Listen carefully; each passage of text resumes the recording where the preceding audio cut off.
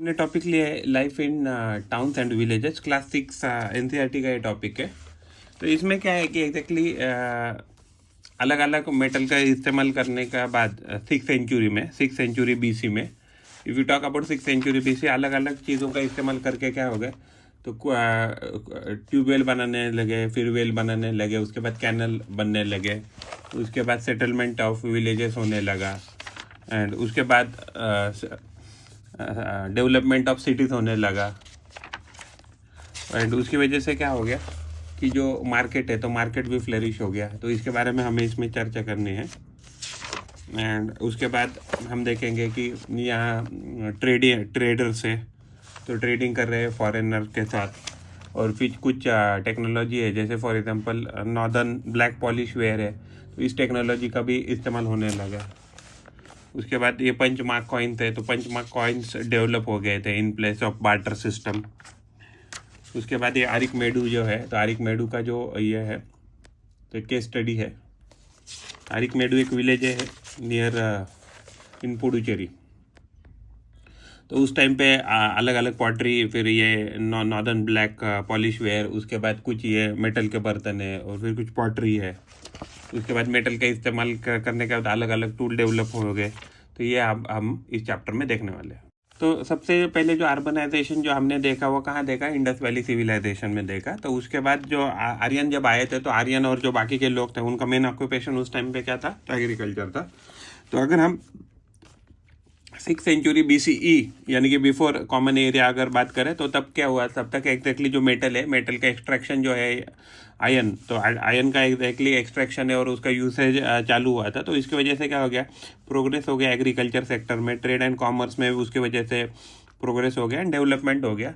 क्योंकि जैसे ही आप एग्रीकल्चर ग्रो होने लगा, ट्रेड एंड कॉमर्स ग्रो होने लगा, तो क्या हो गया, टाउन्स एंड सिटीज़ क्या हो गए, धीरे धीरे करके बढ़ने लगे विथ फ्लो ऑफ पीपल। तो उसकी वजह से नए टाउन बनने लगे, नए सिटीज़ बनने लगे, जैसे नए टाउन जैसे पाटलिपुत्रा, मगधा, मथुरा। तो ये रीजन क्या हो गए, धीरे धीरे ग्रो करने लगे। तो इस पीरियड को ही क्या कहते हैं, 6th सेंचुरी BCE, कि जिसमें सिटीज़ और टाउन डेवलप होने लगे। तो इसको बोलते हैं second urbanisation in history of ancient India. तो इसमें ये किसकी वजह से हो गया, तो ये हो गया यूज़ ऑफ आयन की वजह से।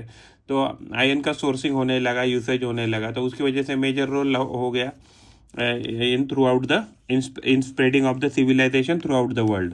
तो इसकी वजह से क्या हो गया कि नए नए स्ट्रॉन्गर टूल आने लगे, नए टूल आने लगे, जैसे उसे फॉरेस्ट क्लियर कर सके, और जिसमें मोर लैंड कल्टीवेट कर सके, मोर लैंड अवेलेबल फॉर कल्टीवेशन होने लगी। जैसे क्या हो गया, तो ग्रोथ ऑफ सिटीज़ हो गया। तो आयरन टूल यूज़ करने से क्या हो गया, तो जो वेल्स है वो वेल डिग करने लगे लोग, कैनल, बड़े बड़े कैनल बनाने लगे, इरिगेशन आसानी से होने लगा। तो जो आयन प्लोशर है, तो पहले क्या था कि लकड़ी का प्लोशर होता था, वो बाद में आयन का प्लोशर हो गया। तो इसके क्या हो गया कि प्लोइंग आसान हो गया। तो कटिंग टूल्स आ गए जैसे सिकल, तो उसकी वजह से हार्वेस्टिंग ऑफ क्रॉप इजी हो गया। तो उसकी वजह से क्या हो गया कि ज़्यादा प्रोडक्टिव हो गया। ज़्यादा प्रोडक्टिविटी की वजह से क्या हो गया कि ज़्यादा सरप्लस जो एग्रीकल्चर प्रोड्यूस आ रहा था, उसमें क्या हो रहा था कि जो लार्ज पॉपुलेशन है उसको फीड करना आसान हो रहा था। तो उसकी वजह से चेंजेस इन एग्रीकल्चर किसके वजह से आए, तो ये एग्जैक्टली आयन के यूज से आए।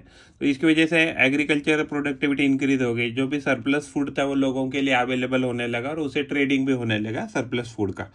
तो ये किसकी वजह से हो गया, क्योंकि आयन जो टूल्स हो रहे थे, जो स्ट्रॉन्ग आयन टूल्स है, वो इसका इस्तेमाल से क्या होने लगा, तो फॉरेस्ट क्लियर होने लगे, न्यू एरियाज अंडर कल्टीवेशन में आसानी से आने लगे, कैनल बनाए गए, वेल बनाए गए, टैंक्स बनाए गए, आर्टिफिशियल लेक्स बनाए गए for the irrigation purpose. Agriculture जो चेंजेस हो गए, तो उसकी वजह से क्या हो गया, एग्रीकल्चर प्रोडक्टिविटी में जो चेंजेस हो गए, एंड उसके वर्किंग स्टाइल में भी जो चेंजेस हो गए, तो उसकी वजह से क्या हो गया, जो रेन है, तो रेन के ऊपर का फार्मर का डिपेंडेंसी कम हो गया। क्योंकि आर्टिफिशियल कैनल हो गए, वेल हो गए, टैंक हो गए, आर्टिफिशियल लेक बनाए गए। तो लाइफ इन विलेजेस क्या था, तो पहले विलेजेस, तो वो विलेजेस को ना आप ये करते थे, एडमिनिस्टर करते थे, तो ऑफिशियल्स को अपॉइंट करते थे किंग। तो किंग क्या करते थे, एडमिनिस्टर करते थे विलेजेस को। तो मोस्ट ऑफ द विलेजेस क्या थे, सेल्फ सफिशिएंट थे, यानी कि जो भी अवेलेबल, जो भी उनको डेली यूज़ की जो भी चीज़ें थी, वो आसानी से विलेज में अवेलेबल होती थी। तो फार्मिंग एग्जैक्टली विलेज में मेन ऑक्यूपेशन था। अदर देन फार्मिंग, वहाँ pottery, carpentry, smithing, weaving and shoe making, ये अलग अलग ये क्या है ये भी ऑक्यूपेशन थे। पॉटरी यानी बर्तन बनाना, फिर यहाँ लकड़ी का कुछ काम करना, स्मिथिंग यानी मेटल का कुछ काम करना, वीविंग यानी कुछ बुनाई करना, शू मेकिंग यानी जूते चप्पल बनाना।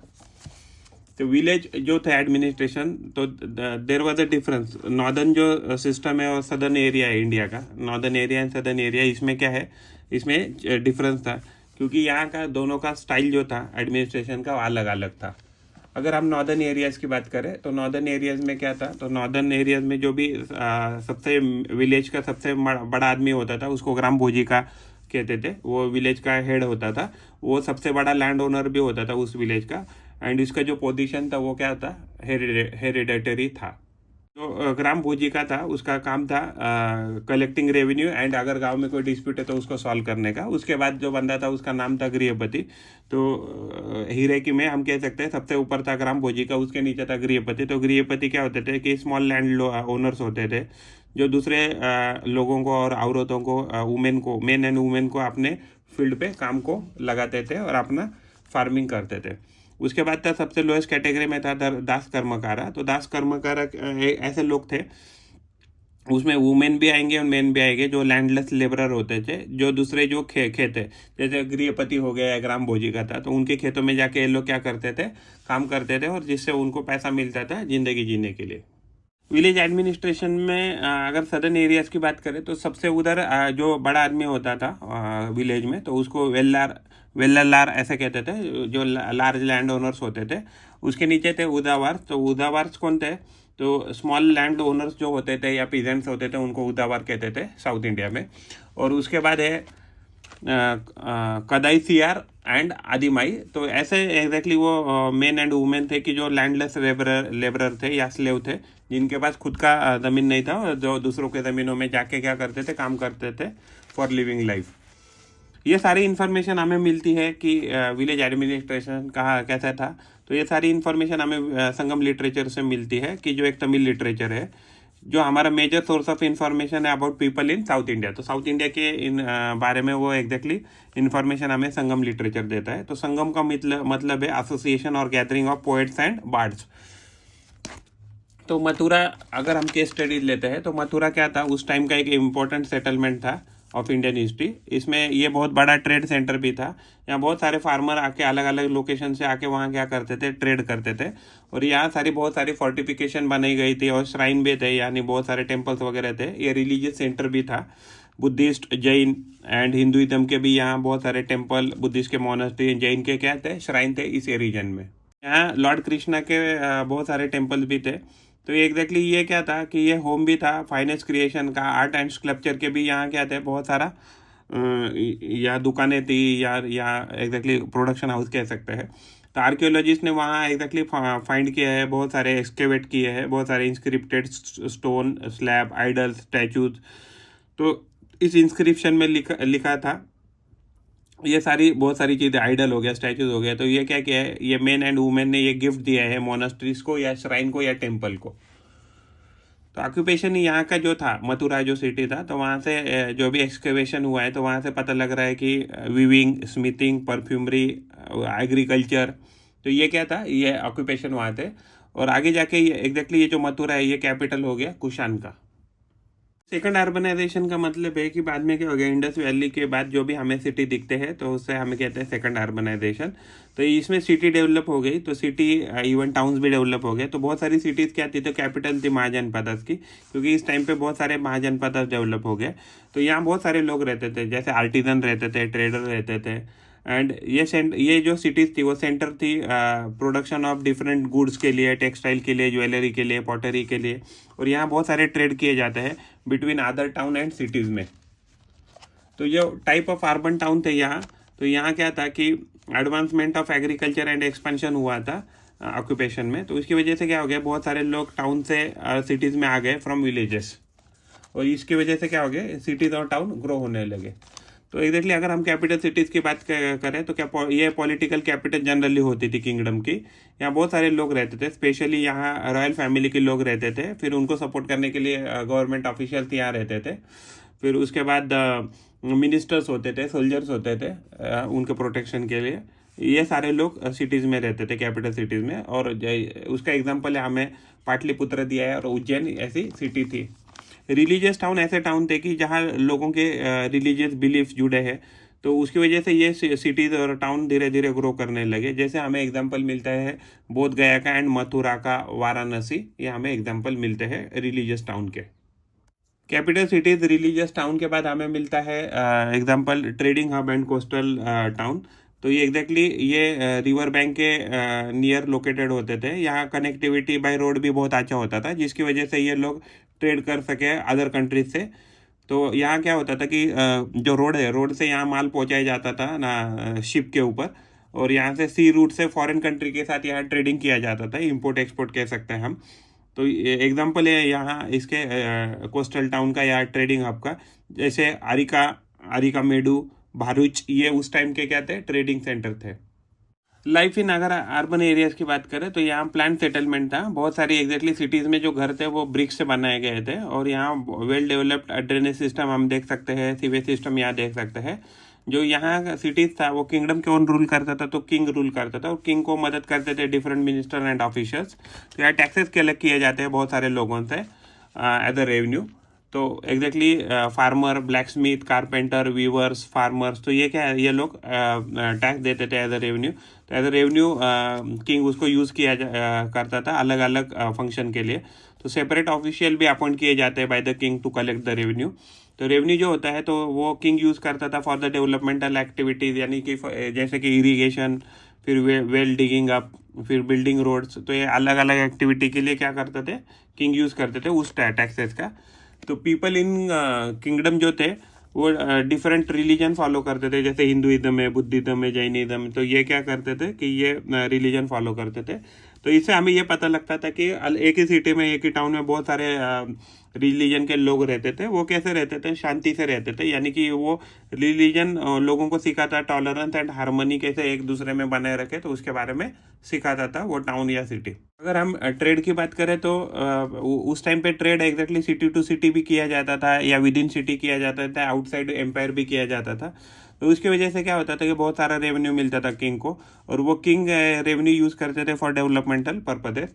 तो बहुत सारे एग्जैक्टली वहाँ ऑक्यूपेशन थे, जैसे वीविंग था, स्पेशलाइज सेंटर, वीविंग के लिए स्पेशलाइज सेंटर थे, वीविंग एंड प्रोडक्शन होता था कॉटन का, सिल्क का, वुल का। लग्जरी ऑर्नामेंट भी वहाँ एग्जैक्टली क्या खरीदे बेचे जाते थे। और ट्रेड कैरिड आउट होता था उस टाइम पे लैंड से या सी रूट से। तो उसकी वजह से क्या होता था कि बहुत सारे टाउन्स डेवलप हो गए, बहुत सारी सिटीज़ डेवलप हो गई। तो उसका एग्जांपल मिलता है, जैसे हमें मथुरा, पाटलिपुत्रा, तक्षशिला, उज्जैन, वाराणसी, ये क्या है, अलग अलग हमें सिटी उस टाइम पे डेवलप हो गए। तो ट्रेडिंग एसोसिएशन की बात करें तो तभी क्या करते थे उस टाइम पे लोग, तो बहुत सारे जो ट्रेडर्स थे वो एसोसिएशन बनाते थे, उसको श्रेणीज ऐसे कहा जाता था। तो जो श्रेणीज का हेड होता था उसको बोले जाते थे श्रेष्ठान। और ये जो एसोसिएशन उनकी बनती थी या ग्रुप बनता था, वो क्या करते थे, ट्रेनिंग देते थे दूसरे लोगों को रॉ मटेरियल के बारे में। तो जो भी दूसरे ट्रेडर है उनको धंधा कैसे करना है, बिजनेस कैसे करना है, उनका प्रोडक्ट कैसे सेल करना है, रॉ मटेरियल कैसे अवेलेबल करना है, इवन फाइनेंशियल इंस्टीट्यूशन का भी मदद उनको देने के लिए मदद करते हैं। जो क्राफ्ट्समैन होते थे, तो क्राफ्ट्समैन को एग्जैक्टली उनका प्रोडक्ट कैसे अच्छे बनाना है, तो उसके बारे में भी ये जो श्रेणीज होती थी, एसोसिएशन होता था, वो मदद करता था। जो ट्रेडिंग एसोसिएशन होती थी तो सम श्रेणी क्या करती थी, बैंकिंग इंस्टीट्यूशन को उन्होंने ओपन किया था, जिसकी वजह से लोग क्या करें, उनके साथ पैसा डिपॉजिट भी कर सके या उनसे पैसा भी लोन पे ले ले। तो जो भी लोग पैसा डिपॉजिट करते थे उनको उनसे इंटरेस्ट मिलता था लोगों को। और ये श्रेणीज क्या करती थी, बहुत सारे लोगों को लोन भी प्रोवाइड करती थी, जिसकी वजह से क्या करें, वो लोग अपना बिजनेस या ट्रेड ऑक्यूपेशन सही से कैरी आउट करें। और श्रेणीज सपोर्ट भी करती है रिलीजियस इंस्टीट्यूट को, जिससे रिलीजियस इंस्टीट्यूट बेटर परफॉर्म कर पाए। तो इसके बाद हम क्राफ्ट के बारे में देखेंगे। तो हमें जो भी एक्सकेवेशन किया है, तो एक्सकेवेशन से हमें जो भी मिला है, तो उसमें हमें मिला है नॉर्दर्न इंडिया में स्पेशली एविडेंस ऑफ क्राफ्ट मिला है। तो वो NBPW यानी नॉर्दर्न ब्लैक पॉलिश वेयर के बर्तन मिले हैं। तो ये एग्जैक्टली ये नॉर्दर्न पार्ट ऑफ सब कॉन्टिनेंट में मिले हैं, यानी कि यूपी बिहार के साइड में हमें ज़्यादा मिला है, दिल्ली वगैरह। तो यूजुअली ये ब्लैक कलर के होते हैं और उसमें बहुत सारा अच्छा शाइन होता था, फाइन शीन यानी चमक होती थी। उस टाइम पे हमें कॉइन भी मिलते हैं। तो पहले एग्जैक्टली क्या था, पहले के ज़माने में वाटर सिस्टम था for the trading purpose, but बाद में क्या हो गया कि उसको मनी ने रिप्लेस कर दिया। तो आर्कियोलॉजिस्ट ने बहुत सारे एक्सकेवेशन में पंच कॉइन को एक्सकेवेट किया है, ये कॉइन जो थे वो डिफरेंट मेटल के थे, जैसे for example gold, silver, copper, ऐसे अलग अलग मेटल से कॉइन बने थे। और जो कॉइन थे उनके ऊपर बहुत सारे अलग अलग डिजाइन या सिंबल भी होते थे, या पंच किया होता था, इसको हम एम्बॉसिंग कह सकते हैं ऑन द मेटल, उसको पंच मार्क कॉइन ऐसे कहते हैं। अरिकमेडू बोल के गांव का यहाँ हमें केस स्टडीज है। तो अरिकमेडू क्या था, एक कोस्टल टाउन था, अभी आज के दिन में वो पुडुचेरी में आता है। तो ये ऐसे माना जाता है कि वो फिशिंग विलेज रहेगा, और उस टाइम पे वो इम्पोर्टेंट पोर्ट भी था। तो यहाँ से क्या किया जाता है, अलग अलग कंट्री से, अलग अलग बाहर के रीजन से क्या होता था कि गुड़ यहाँ लाया जाता था, और ये एग्जैक्टली फॉरेन लैंड से यहाँ गुड्स लाके यहाँ सेल परचेस, तो ट्रेडिंग किया जाता था। तो यहाँ हमें बहुत बड़ा एक मैसिव ब्रिक स्ट्रक्चर भी मिला है। तो वो शायद हो सकता है वो वेयर हाउस होता रहेगा उस टाइम के टाइम का, एज उस पर्टिकुलर जगह को वेयर हाउस की तरह यूज़ करते रहेंगे वो लोग।